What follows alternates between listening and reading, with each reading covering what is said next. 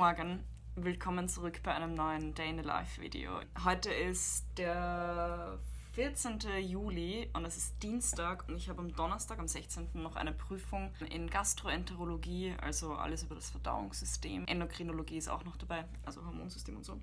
Ich lerne gerade irgendwie so die ganze Zeit dahin. Das ist heute mein Plan. Jedenfalls Vloggen war heute am Plan und dann eben lernen, und um 13 und 15 Uhr habe ich jeweils eine Fragestunde mit zwei Professoren von mir, wo ich ein paar Fragen werde, die ich mir hier aufgeschrieben habe. Und ich weiß nicht, was ich sonst noch mache. Ich wollte euch irgendwie zeigen, wie meine Tage normal ausschauen, jetzt irgendwie so in der Corona-Uni, und vor allem, weil nächstes Semester ja vermutlich auch so werden wird. Klammer leider. Und ja, ich wollte euch einfach zeigen, wie ich so meinen Lernalltag gestalte. Es ist jetzt circa 10 Uhr und ich fange jetzt einfach mal an zu lernen und schaue, wie weit ich komme. Ich muss noch ein paar Vorlesungen durchmachen und ja. An dieser Stelle, ich weiß, ich sage das in letzter Zeit relativ häufig, aber es wäre voll cool, wenn ihr meinen Kanal abonniert. Ich habe auf YouTube auf meine Statistiken geschaut und total viele Leute, also ich glaube so 70% von den Leuten, die meine Videos schauen, haben das nicht abonniert. Und es wäre einfach cool, wenn wir bald 3000 Abonnenten erreichen könnten. Ja, also do it, do it, do it, do it, do it!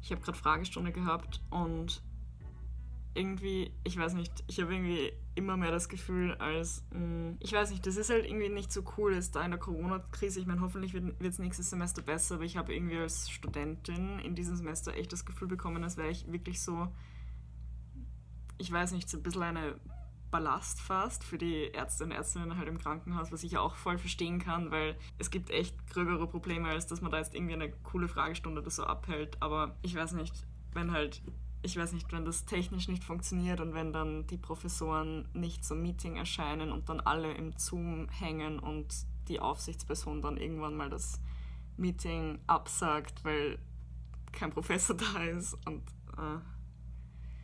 nicht so cool irgendwie. Naja, hoffentlich funktioniert das an anderen Unis besser.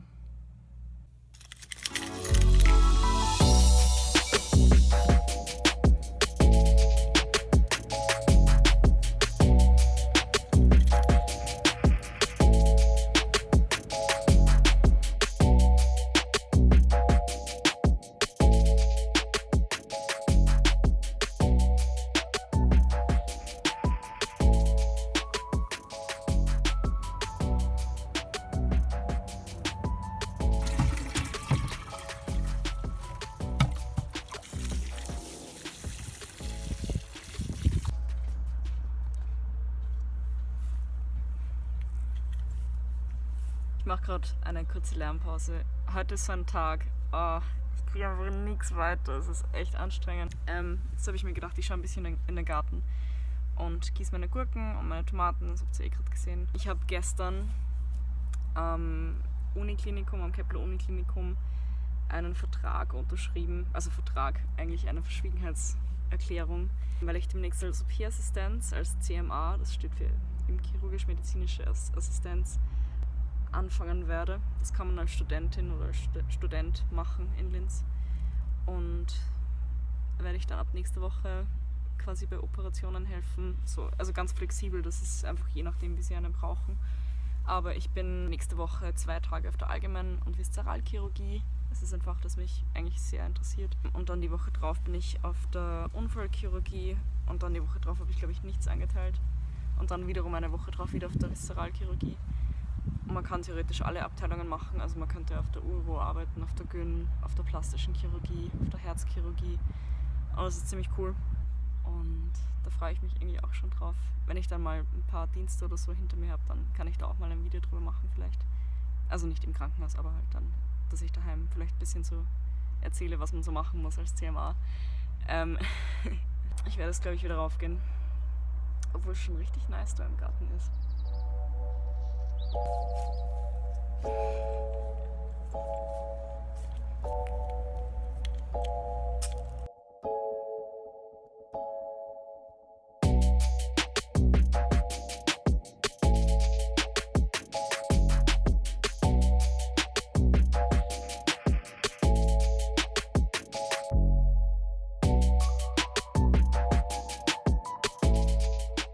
Ich hätte sonst auch noch eine Frage.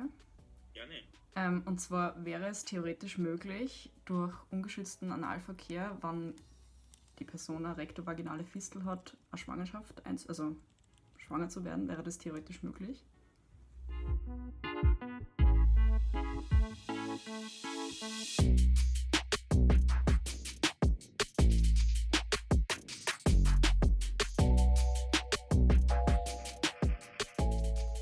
Ich war gerade fast 1,5 Stunden in meiner zweiten Fragestunde von heute drin. Wieder über Gastroenterologie und der Professor, der das geleitet hat, war sogar mein Bachelorarbeitsbetreuer. Und das war ziemlich interessant. Irgendwie, also ich will jetzt nicht sagen anstrengend, weil, ja, keine Ahnung, vielleicht war es anstrengend, einfach so lange zuzuhören und so. Meine Fragen waren, wie man bei HR-Manometrie, das ist so eine Druckmessung im Ösophagus, quasi die Patienten vom Würgereiz bewahrt, beziehungsweise weil sie ja auch schlucken müssen, da kann man sie dann nicht sedieren, also nicht betäuben irgendwie. Ob man durch eine rektovaginale Fistel bei Analverkehr schwanger werden kann, woraufhin wir sogar auf PubMed, das ist eine Publikationswebsite, danach Ergebnissen gesucht haben, aber nichts gefunden haben, also wahrscheinlich nichts, sonst wäre das wahrscheinlich nicht publiziert worden. Was war meine dritte Frage? Es gibt so eine Krankheit, also eine Schluckstörung, das heißt Achalasie, wo der Schluckvorgang nicht mehr funktioniert. Da gibt es auch verschiedene Unterteilungen nach der Chicago-Klassifikation heißt es, glaube ich. Und beziehungsweise, also, da gibt es einfach eine Behandlungsmöglichkeit, eine unter vielen, die heißt POEM, also peraorale endoskopische Myotomie, wo du dann einen Sphinkter im Esophagus quasi an- bzw. durchschneidest. Und meine Frage war, wie ich da vorgehe, damit ich nicht aus Versehen von innen im Esophagus quasi die Esophaguswand einschneide. Und der Professor hat dann eben erklärt, dass es eigentlich eine Art gezielte Perforation ist, weil die Muskelschicht außen, also der Sphinkter ist ja um den Esophagus herum und es gibt eine Ringschicht und eine Längsmuskelschicht und die Längsmuskelschicht ist sowieso nicht so stark, beziehungsweise theoretisch ein bisschen löchrig manchmal. Das Ziel ist halt, dass du die innere Ringsmuskelschicht quasi durchtrennst, die ja das einengt. Also die Ringsmuskelschicht macht diese Bewegung. Das Ziel ist eben, dass du die Ringsmuskelschicht durchtrennst, aber es kann zu einem Emphysem kommen, also es kann dazu kommen, dass du das einfach durchtrennst, weil die Längsmuskelschicht ja auch schon löchrig ist und dass dann einfach Luft in den Körper kommt. Aber dass das nicht das größte Problem ist bei so einem Eingriff. Es war echt interessant. Also ja, Gastroenterologie ist schon ein cooles Fach. Aber ich sage das irgendwie über jedes Fach, in dem ich gerade ein Modul habe. Ja, ich werde jetzt ein bisschen Pause machen und dann weiterlernen. Ich habe irgendwie das Gefühl, dass dieser Vlog nicht ganz so spannend ist, weil ich halt nur vorm Computer sitze, aber das ist halt Prüfungsphase.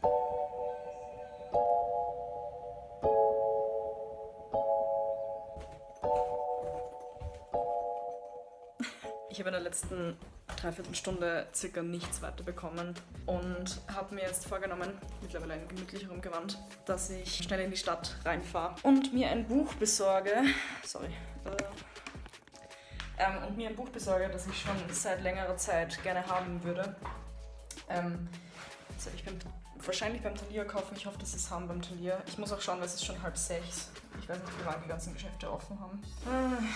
Heute war nicht so produktiv, aber ich habe mir gedacht, ich zeige euch das auch mal, weil keeping it real und so.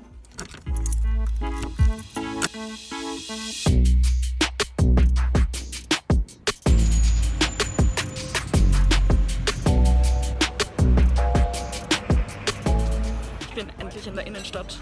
Ich bin diesmal sogar nur 4,5 Mal fast zusammengefahren worden. Jedenfalls ist da vorne der Thalia und ich suche nach einem Viszeralchirurgie-Buch. Ich habe länger nicht gewusst, ob ich mir das jetzt kaufen soll oder nicht, aber ich habe heute einfach mal raus müssen. Und der Vlog ist sonst so langweilig. Jetzt habe ich mir gedacht, ich kaufe das einfach gleich so. Und vor allem als Vorbereitung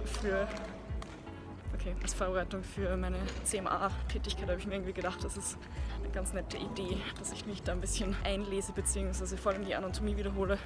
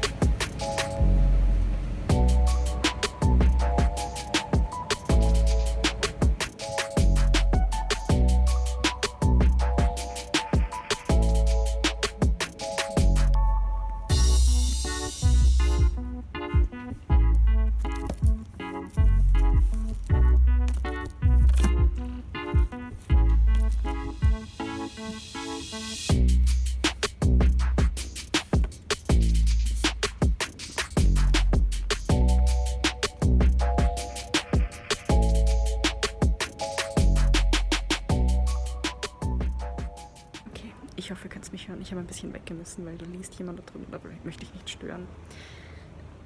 Die Auswahl, muss ich ganz ehrlich sagen, haut mich nicht so um. Aber ich habe mir dann gedacht, ich schaue mal einfach in das rein, weil das ist so eine Art Fallbuch. Das heißt, man hat vorne, das sind einfach die ganzen Fälle und dann gibt es da die Lösungen hier. Aber die Lösungen sind eigentlich quasi die Erklärungen nochmal zusammengefasst und ich könnte mir dann einfach was dazu schreiben. Das einzige Problem ist, dass da eigentlich nicht wirklich die ganzen OP-Techniken beschrieben sind. Aber ich glaube, das wird auch schwierig generell beim Talier zu finden. Keine Ahnung. Wieso ist das so überbelichtet die ganze Zeit? Ich schaue jetzt nur noch schnell, ob ich noch was zur Operation finde, aber... Und dann frage ich zuerst mal, wie viel das kostet. Medizinbücher sind leider immer exorbitant teuer.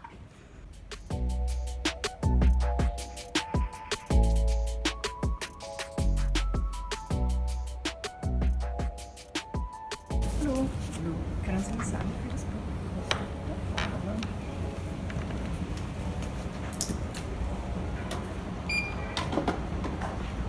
41,90.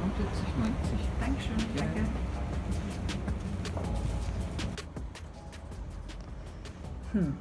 Das ist natürlich die Frage. Es kostet 41,90 und ich überlege gerade, ob ich es mir kaufe oder nicht. Ja.